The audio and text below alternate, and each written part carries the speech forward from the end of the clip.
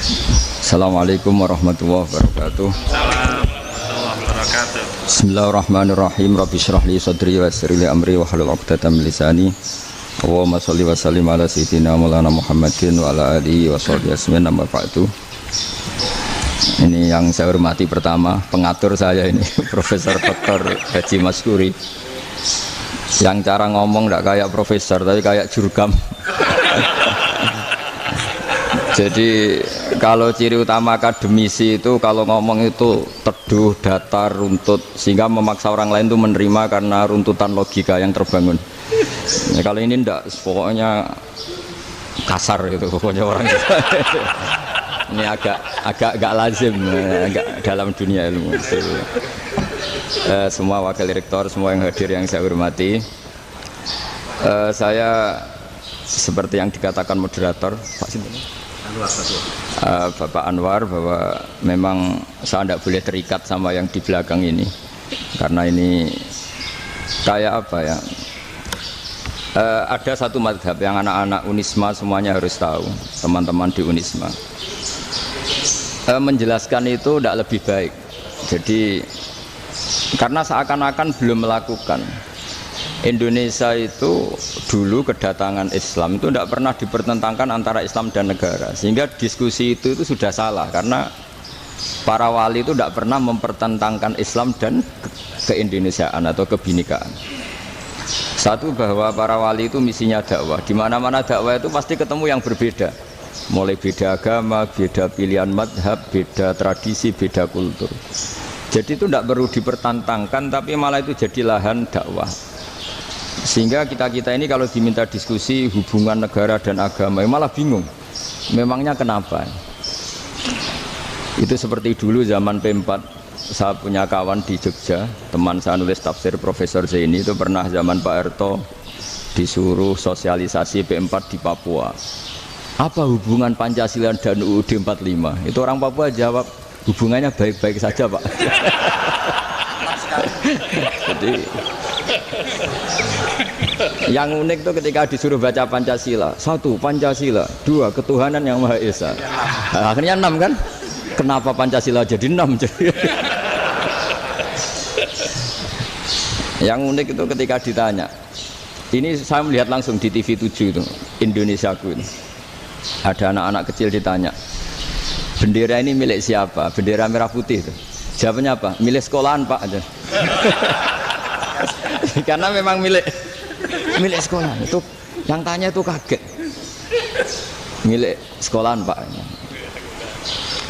Nah, tentang tema ini mohon dibaca ini langsung start ya, langsung serius karena tadi sudah kayak jurkam tadi, ini yang langsung khas ilmuwan. Ini sebagai penghormatan saya pada Unisma, ini khas keilmuan. Imam Zuhri adalah gurunya Imam Malik. Ya, saya ulang lagi ya, Imam Zuhri adalah gurunya Imam Malik. Halaman 29. Ini langsung start saya baca halaman 29. Dan ini terutama yang para punggawa-punggawa ini. Saya baca ya. Ini teks tidak ada yang saya rubah, memang persis seperti ini. Bismillahirrahmanirrahim. Yaqulu Zuhri, ini gurunya Imam Malik. Fama futiha fil islami fathun qablahu kana a'zama minhu. Innama kanal qitalu haitsul taqon nasu. Falam makanatil hudnatu wa wadu'atil harbu wa amana nasu ba'duhum ba'du wal taqaw fatafawadu fil hadits wal munaza'ah. Falam yaklim ahadun bil islami yaqilu syai'an illa dakhala fihi. Walaqad dakhalataini kasanaten mithlu man kana fil islam qabla dzalika wa aktsar. Terus ini ngomongnya harus santai, nggak boleh provokatif. Begini, kita tahu dalam perdamaian Hudaybiyah itu poin-poinnya itu semuanya merugikan Islam. Di antaranya adalah jika yang Islam masuk kafir harus dibiarkan, karena berarti masuk ke habitat asli. Karena Nabi sebelum jadi Nabi, komunitas pokok itu kafir, sehingga kalau Islam masuk kafir kembali ke habitat. Tapi kalau Islam masuk kafir, kafir masuk Islam itu harus dikembalikan karena dianggap bid'ah. Maka kalau kamu dituduh bid'ah itu tenang saja dulu, Nabi itu ya dituduh ji'ta bidinin muhdas. Kamu datang dengan agama yang baru. Cuma agak diteruskan wa kullu muhdatsatin bid'ah wa kullu bid'atin dalalah. Jadi orang-orang kafir dulu kalau ngomentari Nabi ji'ta bidinin muhdas, kamu datang dengan agama yang apa? Baru. Nabi nurut. Semua perjanjian yang merugikan Islam itu Nabi nurut. Tapi Nabi hanya minta satu hal, jangan ada perang 10 tahun. Dan orang boleh seminar, boleh diskusi tentang Islam. Ya ini dengerin betul ini. Jadi saya tidak akan provokatif, ini pakai logika. Nanti bisa dipakai disertasi doktor. Tapi saya minta orang boleh diskusi, boleh seminar tentang Islam. Akhirnya saat itu juga ada orang yang masuk Islam. Di depan tulisan itu belum kering istilahnya. Datang ke situ namanya Abu Jandal bin Suhail bin Amr. Itu datang ke Nabi, ya Rasulullah saya ini mau masuk Islam. Kata orang-orang kafir, ini pertama Muhammad, kamu komitmen enggak sama perjanjian? Kalau kamu komitmen harus kamu kembalikan. Nabi bilang, ya Abu Jandal kamu kembali ke mereka, ke habitat mereka, yaitu menjadi kafir, di komunitas kafir maksudnya. Akhirnya nangis. Umar, Sayyidina Umar itu mendekati Abu Jandal, kemudian memberi isyarat supaya ngambil pedangnya. Jadi isyaratnya wong ini baca ora wis. Maksudnya orang-orang kafir. Tapi Abu Jandal nggak mau. Singkat cerita akhirnya kembali ke komunitas kafir. Tapi yang dikatakan Imam Zuhri cara analisis ini nggak bisa pakai provokatif, harus pakai analisis. Innama kanal kitalu haitsul takon nasu. Yang namanya perang itu menjadikan orang tidak berpikir jernih. Ini poin yang diambil oleh Rasulullah. Kalau dibahasakan Nabi curi kesempatan, masuk Nabi dikatakan mencuri, meskipun itu hanya bahasa ya. Enggak mungkin lah kita bahasakan seperti itu. Saya ulang lagi ya. Kenapa ada perang berkesinambungan sampai tahun ke-8 Hijriah? Mulai tahun kedua ada perang Badar sampai tahun 8 Hijriah itu perang terus. Nabi sama orang kafir perang terus. Akibatnya apa Pak Profesor? Namanya perang itu ya nggak kau bermikir. Pokoknya agar ketemu Islam perang, Islam ketemu kafir perang nggak kau bermikir. Padahal Islam itu bisa diterima oleh akal sehat, harus lewat diskusi, lewat pengamatan, lewat pemikiran, lewat pengendapan berpikir. Makanya Nabi tahu ini masalah besar. Kalau orang perang terus, itu gak kober mikir Islam, gak sempat diskusi tentang Islam. Makanya Nabi hanya minta satu poin. Oke, perjanjian ini saya turutin semua, tapi saya minta orang kafir semuanya boleh mendiskusikan Islam, boleh seminar tentang Islam. Mereka bilang iya, karena pikiran mereka kan diskusi paling piye. Ternyata betul, ada diskusi. Terus temanya gini. Kira-kira bener di Muhammad Abu Jahal. Terus Tuhan Muhammad sama Tuhan Abu Jahal itu keren mana? Diskusi. Tuhan Muhammad itu khaliqus samawati wal ardi, yang menciptakan langit bumi. Sebagaimana kampanyenya Muhammad. Ya mereka masih jangkar bilang Muhammad. Kalau Tuhan kita, ya berhala itu yang kita bikin, yang kadang rusak, yang kadang kudanan, terus lemutan, pokoknya terus diskusi. Kita kok bener pengirannya Muhammad. Terus Muhammad Abu Jahal. Mulai dhisik Muhammad itu ora tau bodoh nih. Mulai dulu Muhammad itu gak pernah bohong. Abu Jahal, waduh, wis bodoh nih ngongkonan. Ribet kan? Dan semua diskusi itu mengarah ke kebenaran Islam. Akhirnya ngomong kafir sing tokoh-tokoh ya cara Jawa yo. Wah, semane jebule masalah ini kan.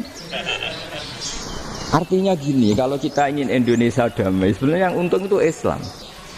Karena Tuhan yang menciptakan langit dan bumi tentu gak akan diperbandingkan atau akan dikalahkan oleh Tuhan yang lahirnya saja sudah di bumi. Misalnya kita menjual Tuhan Allah, siapa itu yang menciptakan langit bumi yang ada sebelum langit bumi? Bandingkan dengan Tuhan yang lahirnya di bumi, ada tanggal lahirnya, ada aktenya, kan sudah ribet kan? Begitu juga kalau memperbandingkan tokoh. Muhammad itu siapa? Tokoh yang bisa menyatukan pan Arabik, tokoh yang begini-begini, yang sayang istri, sayang keluarga. Dibandingkan dengan tokoh Abu Jahal Abu Lahab yang dorong jauh penggaweannya yang ngerugikan orang lain. Akhirnya orang itu mulai tertarik sama Islam. Makanya kata Az-Zuhri pakai bahasa dulu, falam yaklim ahadun bil Islam. Tapi kalau sekarang yang populer itu bahasa yatakallam. Sebenarnya yang benar itu bahasa kalimah yaklimu kalaman, karena masdarnya itu kalam, berarti sulasi nopo mujarrad. Tapi di fiilnya itu mujarradnya enggak kelaku. Jadi di fiilnya takallama yatakallamu, tapi untuk masdarnya yang kelaku kalaman. Jadi ini agak unik, agak enggak lazim. Sebenarnya kan takallama yatakallamu takalluman, tapi di masdarnya kalam populer, tapi di fiilnya tidak populer. Saya teruskan ya, ini penting sekali. Jadi menjual Islam, kalau boleh dibahasakan menjual, itu tetap enak dalam kondisi damai.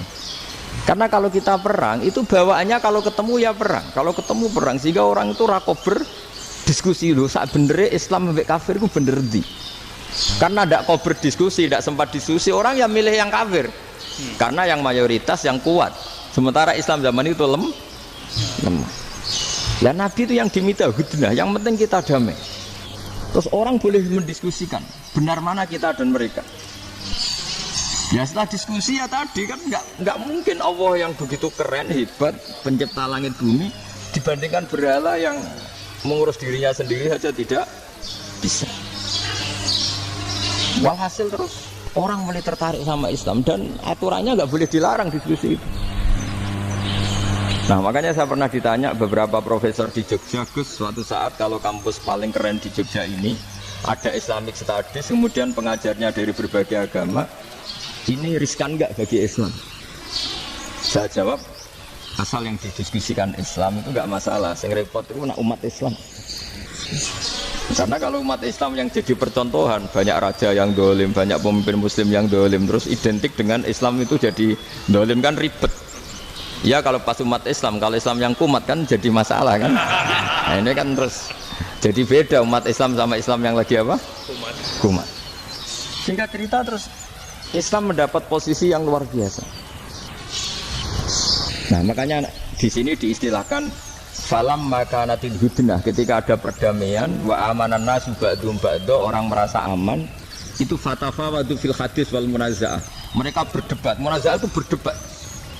Keren mana konsep Muhammad dengan konsep Abu Jahal, keren mana konsep Tuhannya Muhammad dengan Tuhan kita, terus diskusi dan mereka akhirnya ikrar, wah yang benar ya Muhammad lah.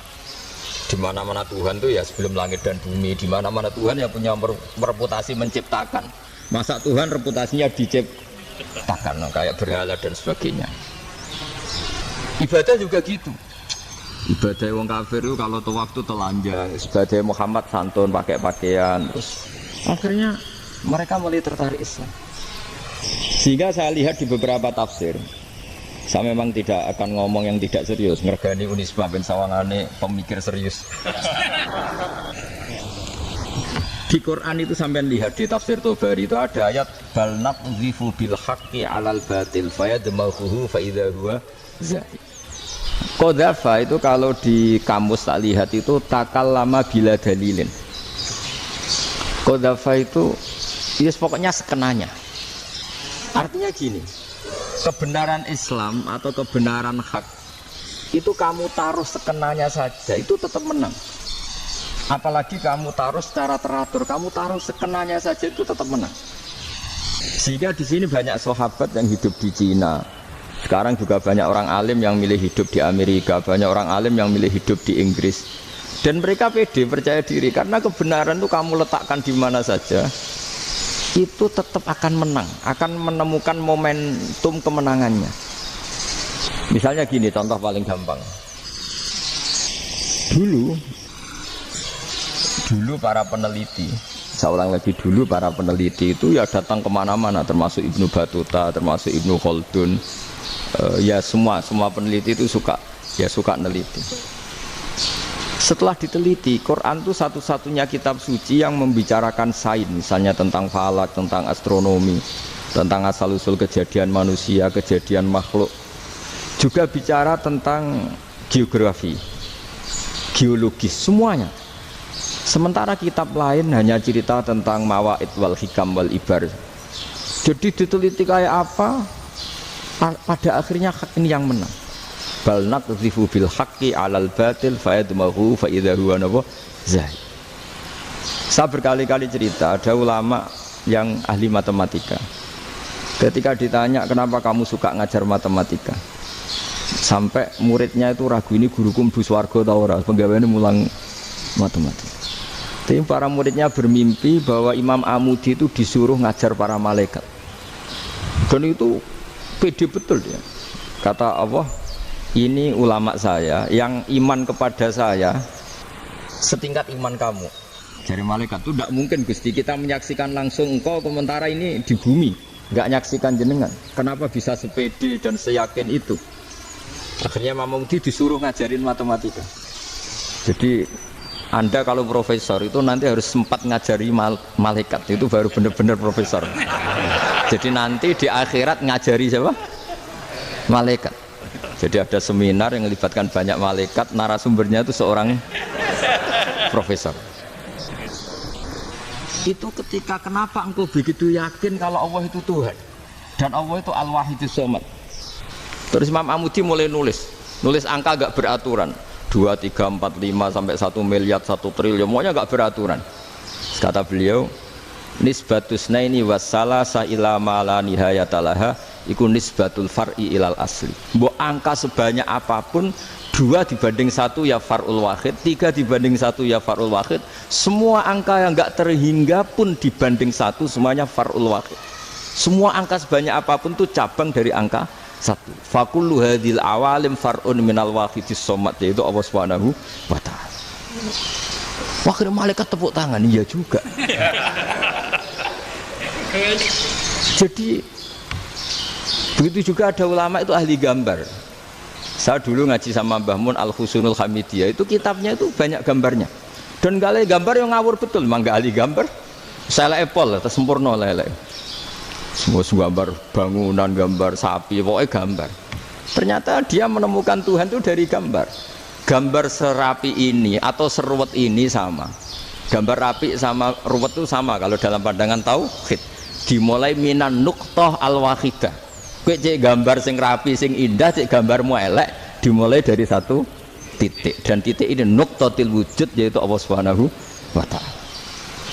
Jadi nek cara ahli tauhid gak penting gambare api, menang lomba atau ora penting, butuhe hadis surah ini gambar baik yang rapi maupun ndak adalah min nuqtah dari 1 titik. Nah, alam raya sebanyak ini mbok gambar mbok ora, cek mulai Mars sampai Jupiter kabeh semua bentuknya yang banyak ini semuanya min nuqtatil wujud, yaitu dari titik wujud. Ini kok Allah Subhanahu wa ta'ala. Di sini hebatnya ulama-ulama, mbok dia pengajar matematika, mbok pengajar gambar, semuanya dipakai perangkat untuk tauhid. Nah, itu kan juga bagian dari Islam damai, Islam yang sangat indah, tidak perlu perang untuk orang dipaksa Islam. Enggak perlu provokatif kayak tadi pidatone rektor jenengan tadi. Jadi ciri utama ilmuwan tuh kalau ngomong datar tapi logikanya enggak terbantahkan. Itu ciri khas ilmuwan. Kalau ciri khas politikus kalau ngomong itu keras. Provokatif lah kira-kira gitu. Tapi isinya biasa. Nah, saya berharap nanti semua profesor doktor itu datar tapi isinya kualitasnya bagus ini. Mentes. Jadi makanya terus kata ulama, kenapa diistilahkan balnat zifu bil haqqi? Kenapa pakai qadzafa sementara qadzafa maknanya takallama bila dalil? Maksudnya bila dalil di sini itu min ghairi ikhtiyajin ila dalilin. Kebenaran itu memang enggak butuh dalil. Apa kita perlu dalilnya apa? Buktinya apa? Kalau 3 itu cabang dari 1. Wong gendeng yang takut gitu pas orang gendeng. Wong 3 cabang dari 1 kok ditanyakan buktinya apa? Itu min awalil bidah. Pertama orang pasti tahu kalau 3 itu far'ul wahid. 1 juta juga far'ul wahid. 1 miliar juga far'ul. Gambar yang sebanyak apapun ya dimulai dari 1 titik. Cek gambar benar maupun yang tidak. Akhirnya apa? Ulama dulu itu sebegitu rileks nerangkan tauhid. Lalu kenapa asma ini yang ya ini kan khas NU ya, khas pesantren. Sebenarnya saya keberatan pakai istilah khas NU, pakai khas pesantren karena NU itu anaknya pesantren, jangan dibalik pesantren anaknya NU, karena sebelum ada NU itu ada pesantren. Tapi kayaknya Unisma lebih suka pakai bahasa NU.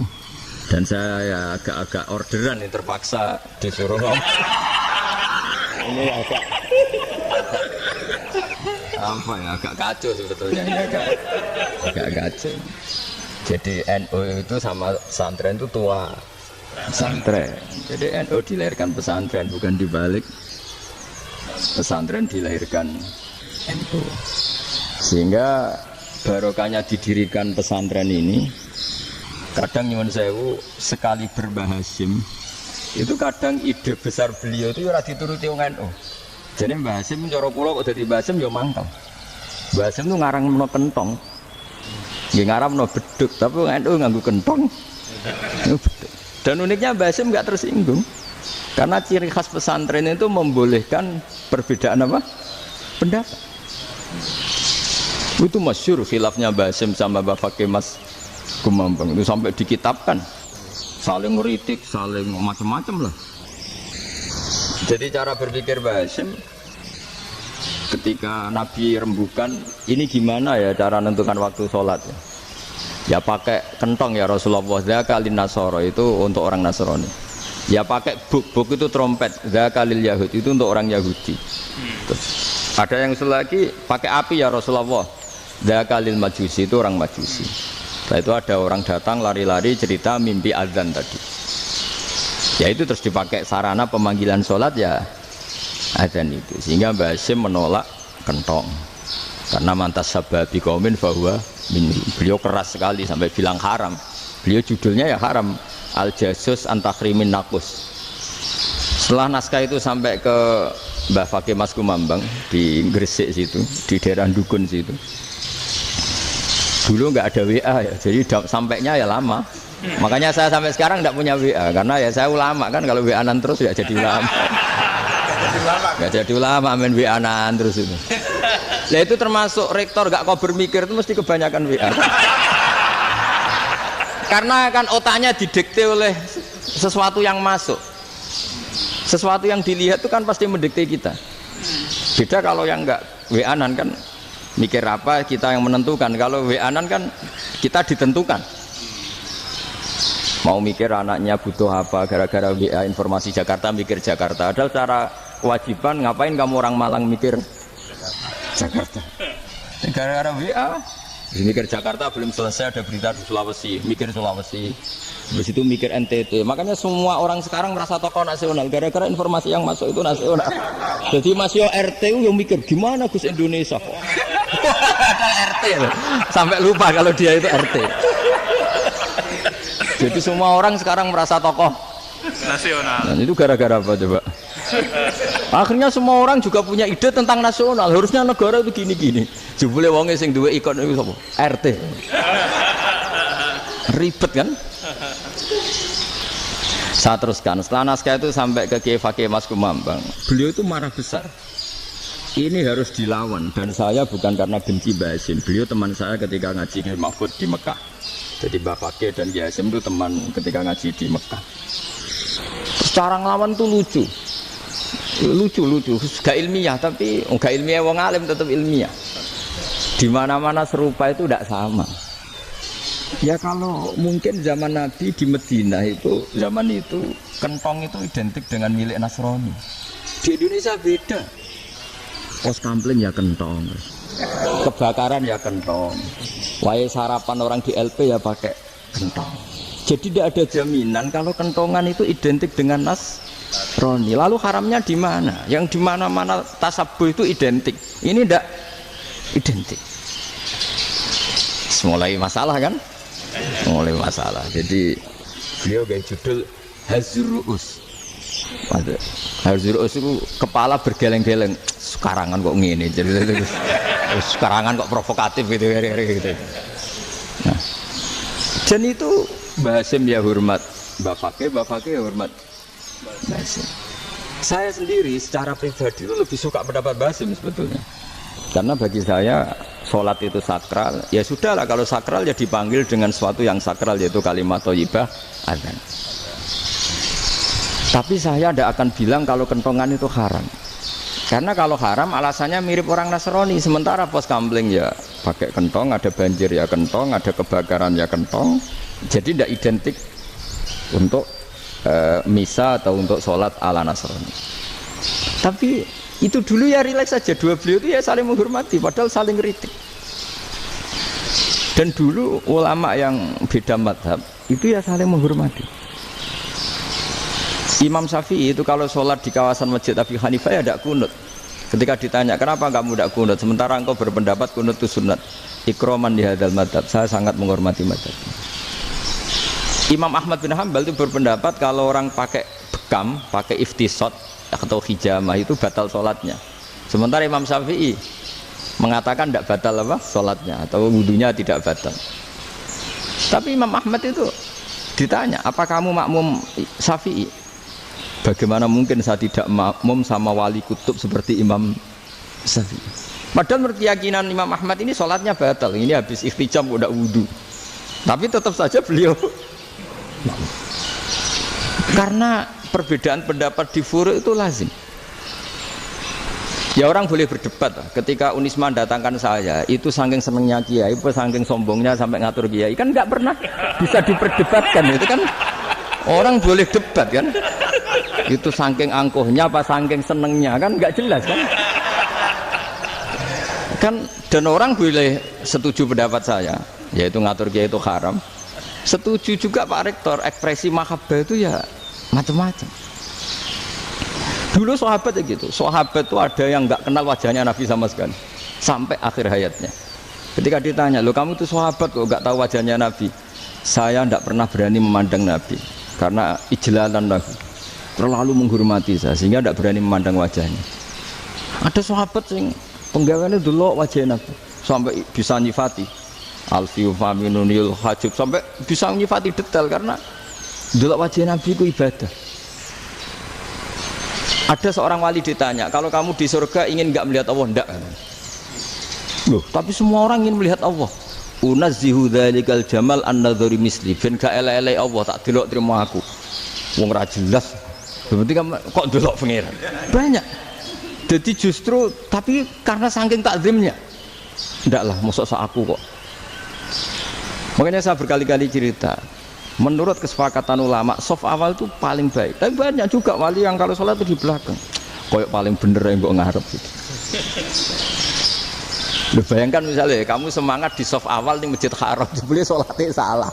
Itu dari malaikat, gayanya gue ngarep, jebule raro. Itu kan di sini-sini wong, jebule bodoh gitu. Gayanya gue ngarep, jebule. Coba orang kalau sowan Mbah Mun yang berani di depan itu kan ya ketuanya atau jubirnya kan, yang merasa tidak pati pinter-pinter kan mesti di pojokan. Artinya sudut pandang seperti itu ya sah saja, apa? Sah saja. Makanya banyak sahabat yang jarang sowan Nabi, alasannya takut ganggu Nabi. Banyak yang sering sowan Nabi, alasannya seneng Nabi. Yang sowan ya seneng Nabi, yang nggak sowan alasannya seneng. Loh, Nabi itu tokoh, punya keluarga, punya anak. Kalau saya sering sowan berarti sering ganggu. Yang sering sowan dia alasan ini khazanah kita harus istifadah. Jadi zaman dulu dia biasa dua sahabat, yang satu milih mahabbah itu milih sering sowan, yang satu juga mahabbah milih tidak sering. Karena pertanyaannya bisa dibalik kan, sering sowan apa sering ganggu coba. Nabi Abedar, assalamualaikum. Tapi nimang cucunya, assalamualaikum. Ayo bener yang sowan apa bener yang enggak kalau seperti itu. Akhirnya terus diatur sedemikian rupa oleh Quran. Walau annahum sabaru hatta takhruja ilaihim lakana khairal lahum. Jadi sahabat kalau mau sowan Nabi ya nunggu di Suffah. Kalau Nabi keluar berarti milik publik. Sekali masuk ke dalam tidak ada sahabat yang berani sowan. La tadkhulu buyutan nabi illa ayyudzana lakum. Kalau soal sampai masuk dalam harus nunggu dipanggil. Karena sekali Nabi masuk dalam itu milik privat keluarga, milik istrinya, milik cucunya, milik keluarganya. Jadi Nabi sekali keluar ke ruang itu berarti milik publik. Itu terus jalan tengah. Karena kalau langsung masuk, bayangkan saya itu sering menyaksikan. Mbah Mun habis ngaji 2,5 jam ngaji Jalalain, baru masuk, assalamualaikum. Padahal yai mungkin mau ke kamar mandi, mau ini itu. Jadi dulu itu Quran sangat modern, sebelum ada dokter ngatur tamu, rektor ngatur tamu itu Islam sudah modern. Dia kan nggak fair kan? Misalnya saya ke Unisma harus janjian pakai ini, terus kalau misalnya kesini selonang-selonang kan lucu kan, mentang-mentang kiai terus juga sowan-sowanan selonang-selonang. Padahal kalau kita mau ke mereka pakai protokol, sering nggak fair dunia ini. Tapi karena aku kiai ra oleh gelo ya sudah. Akhirnya saya memutuskan nggak gampang kemana-mana karena itu. Saya sering didatangi ajudannya menteri, Gus mau ada tamu dari Jakarta tanggal ini, mesti saya bilang, mereka milih tanggal yang mereka kosong, kok tidak mikir apa situ kosong. Tak jawab enggak lah, sebelum diatur bahasanya dan tawaduknya gitu. Akhirnya dibalik, datang lagi, Gus jam dengan kosong apa kita menyesuaikan. Lah itu lagi dia akhlak kata saya. Itu baru punya akhlak katanya. Bukan masalah ini, bukan masalah gengsi ya. Saya sendiri itu dolan ke alumni itu jarang, karena ya takut. Kiai kan yo nganggur, jam 09.00 nganggur, jam 10 nganggur. Bisa saja alumni itu kerja di pabrik, bisa saja yang latihan ekonomi di pasar. Sehingga kalau saya datang jam 9, iki kiai sing nilai santri ini, apa kiai sing ganggu santri. Nah karena orang ini melakukan rutin, gak kok berpikir, pokoknya ngono jenenge silaturahim. Mau nyerah kok berpikir, padahal kalau diangan-angan ini kiai yang nilai santri ini, apa kiai yang ganggu santri ini karena datang di jam kerja. Nah, bayangkan kalau kebenaran dulu itu dikawal oleh satu peradaban perang. Jadi Nabi sesuai diangen-angen Pak Nabi. Perang Badar menang Nabi, perang Uhud menang wong kafir, perang ini gonta-ganti. Apapun itu yang penting satu kesimpulannya, cara Rasulullah kesimpulannya satu. Orang tidak kober mikir kebenaran secara mengendapkan pikiran dengan pikiran jernih. Maka hebatnya Nabi ketika perjanjian, pokoknya saya minta nggak ada perang. Dan orang boleh mendiskusikan Islam. Itu luar biasa idenya Nabi. Karena bawaan perang itu orang kan nggak kok bermikir. Ibarat seorang misalnya senang satu perempuan, ketemu rivalnya langsung perang kan nggak mikir. Tapi kalau kau bermikir, jangan-jangan cawe itu iku rasa seneng aku. Untungnya apa untuk wong ayu rasa seneng, malah mau loro hati. Terus sudahlah, buruan dialihkan kemana kan gitu. Itu nak mau amen WA-an tukaran lewat SMS atau tarung langsung, ora kau bermikir. Tapi kalau kau bermikir, akhirnya berpikir nih. Perempuan tadi sebenarnya yang disenangi siapa? Oke, ternyata senang Pak Erik. Sudah kita ngalah. Karena tidak ada nikmatnya kan menikahi perempuan yang sama sekali tidak mencintai kita. Tapi kalau nak kau berpikir pokoknya diprovokasi, wah gue kalah mbak A, gue kalah mbak B, pikirannya kan, ojo sampai kalah. Bareng wis menang ternyata ada maslahat. Nah bayangkan Islam itu seperti itu dulu, dipertarungkan. Luang Islam itu dinu aklin, agama yang diterima dengan akal sehat. Tapi sekarang ukurannya perang, yang menang berarti benar, yang menang benar, kan terus jadi repot. Itu Nabi tidak ingin, makanya Nabi ingin sudah lah, nggak ada perang. Nah, makanya kata Imam Zuhri, fathul Islam terbaik adalah orang boleh diskusi tentang Islam dan tidak ada perang. Lagi-lagi penting, tidak perang itu penting, silmun itu penting, perdamaian itu. Setelah tidak ada perang, akhirnya fatafawadu fil hadis wal munazah, orang boleh diskusi apa saja, termasuk boleh adu polemik. Konsep satu Tuhan dan Tuhan banyak diperdebatkan. Akhirnya Nabi secara rileks bisa menjelaskan, Muhammad, urusan kita banyak, kalau Tuhannya satu tidak cukup, Tuhan harus banyak untuk menyelesaikan berbagai urusan. Ada Tuhan bagi rektorat, bagi macam-macam kan, ada Tuhan untuk ngurusi utang, ngurusi BPKB, macam-macam. Terus kata Rasulullah, enak saja Nabi jawabnya, ya kalau kamu punya majikan banyak, perintahnya beda-beda, kamu mangkel enggak, bingung enggak? Ya susah mat, kalau majikannya banyak, perintahnya beda-beda, kita jadi repot. Senang mana? Senang majikan satu. Ya sudah, Tuhanmu itu majikan kamu. Kalau Tuhannya banyak, perintahnya macam-macam, kamu yang repot. Akhirnya sudah mat, Tuhannya satu aja. Nah, itu ya barokahnya diskusi tadi, barokahnya enggak perang.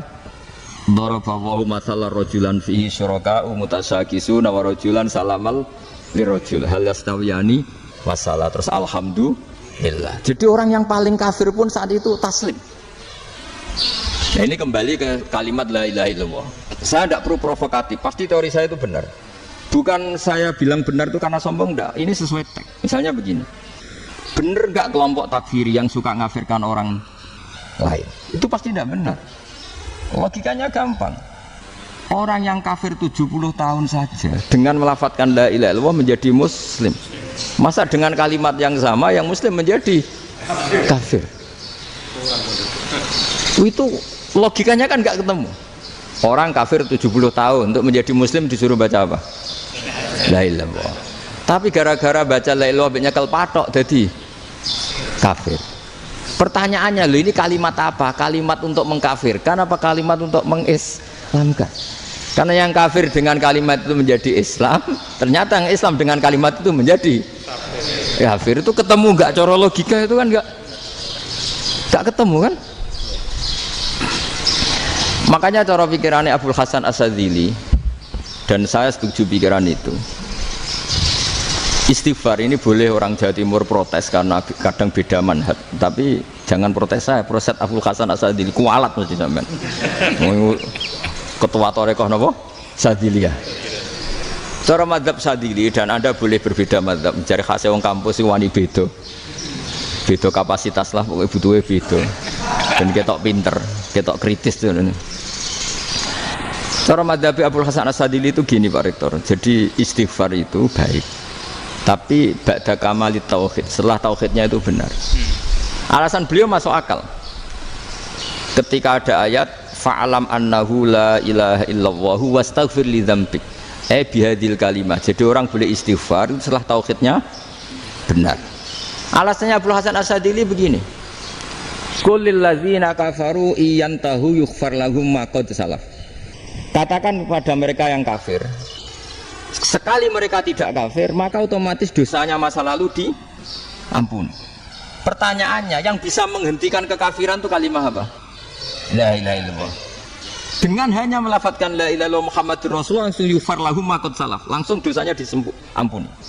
Berarti yang menjadi pengampun dosa lah, penyebab pengampunan itu apa? La ilaha illallah. Itu bahkan orang kafir belum istighfar. Di ayat itu kan Allah enggak mensyaratkan setelah la ilaha illallah istighfar baru diampuni, enggak. Asal la ilaha illallah langsung yufar lahum ma qad salaf. Saya ulang lagi ya, jelas ya. Jadi kulil ladzina kafaru iyantahu yufar lahum maqad. Nah sekarang iyantahu, mereka berhenti dari kafirnya. Syaratnya pakai apa? La ilaha illallah Muhammadur, itu langsung yufar lahum maqad. Artinya apa? Ghufranullah itu bisa didapat hanya dengan mujarradut tauhid, yaitu hanya dengan melafadzkan kalimat thayyibah. Dan sahnya istighfar juga berdasar kalimat thayyibah itu. Misalnya gini, orang kafir sebelum Islam melafadzkan astaghfirullah, astaghfirullah, astaghfirullah, kira-kira diterima enggak? Enggak kan? Karena syaratnya istighfar ba'dat tauhid. Nah, makanya dalam madzhab Sadzili istighfar itu setelah la ilaha illallah. Karena cara pandang ya seperti itu. Jadi fa'alam annahu la ilaha illallah wastaghfir li dzambik. Jadi dengan kebenaran tauhid saja ini sudah cukup, kita insya Allah layak diampuni. Karena innallaha la yaghfiru ayyushraka bihi wa yaghfiru ma duna dzalika liman yasha. Jadi orang yang tauhidnya benar itu bisa diampuni Allah asal tauhidnya benar. Itu Allah ngendikan liman yasha wa yaghfiru ma duna dzalika liman yasha. Dawe Imam Suyuti walam yakun liman yastaghfir. Jadi orang yang bertauhid secara benar meskipun gak sempat istighfar itu tetap potensi diampuni, karena bawaan tauhid itu sudah menjadi layak diampuni. Kayak orang kafir sekali ngelafadzkan kalimat tauhid mbok gak istighfar langsung diampuni. Nah karena melihat seperti itu terus orang berlomba-lomba memperbanyak jumlah ngelafadzkan la ilaha illallah. Jadi kita yang alim, kita semua, saya tidak bilang saya, kita termasuk yang di pinggir-pinggir saya ngaku alim ora masalah lah soalnya. Kita semua yang alim-alim itu tahu bahwa la ilaha illallah itu super. Sudah bawaannya tauhid, juga punya kelayakan diampuni. Nah, kemudian nasib kita agak sial. Malah kalimat ini dituduh bid'ah, dituduh khurafat. Mergo Nabi enggak pernah tahlilan, Nabi enggak pernah. Nabi enggak pernah tahlilan, kalau diartikan Nabi ora tau maca la ilaha illallah, enak gak kalimat ini. Nah, ini provokatif ini. Jadi ini sudahlah keanehan-keanehan ini kita terima karena ciri utama wali, ciri utama ulama itu wa'udhu fisabilillah, harus pernah disakiti. Jadi kalau Unisma sakit kalau dituduh apa? Dituduh bid'ah itu berarti belum calon ulama. Calon ulama itu wa'udhu fisabilillah, harus disakiti. Jadi kalau kamu disalahpahami itu ya harus santai. Provokatif tadi. Iya, termasuk provokatif tadi. Termasuk diatur tadi itu. Jadi kalau cara berpikir kan, karena mereka itu memang kalau kita turutin itu memenya itu terlalu, kadang menghujat kita itu enak ya jadi GNU, ada orang mati datang, kiainya dapat makan, dapat rokok, terus pulang. Jadi apa? Terus kita kayak tersangka terus. Kita kan kayak tersangka terus, tertuduh terus itu. Terus yang orang NU ya memenya juga nggak kalah ekstrimnya. Boleh ya ajaran orang nggak boleh ngasih kiai gitu. Berarti boleh dong ajaran kikir. Jadi memang kadang apa ya, cangkem elek lah bahasa kasarnya itu. Itu memang kadang lebih mengenakan. Kalau kita datang ke acara mayat kan dapat makan, dapat minum. Kalau yang sohibul bed rokok ya dapat rokok. Kalau kiainya dapat wajib, kadang 20.000, kadang 50.000. Terus memenya itu kok setega itu ya, ada orang meninggal kok malah kita makan-makan. Seakan-akan kan kultur ini biadab kan gitu. Tapi yang orang NU kebalikan balas. Oh ternyata nggak boleh ya mayat disodakoi. Ternyata nggak boleh ya orang dermawan. Berarti Islam membolehkan medit ya gitu. Model ini kan. Tak angen-angen itu luwih mandi timbang takbir ya kan. Karena ini kan memicu emosi kan. Memicu apa? Emosi. Nah, tapi saya kalau disuruh bela mana itu tidak ada yang saya bela. Ya seorang sudahlah kalau mau nganggur saja sudah itu bisa. Ya tapi itu memang apa ya, itu khazanah Islam, ada yang kritik, ada yang enggak. Ya itu memang khazanah, ya biasa aja kalau saya biasa.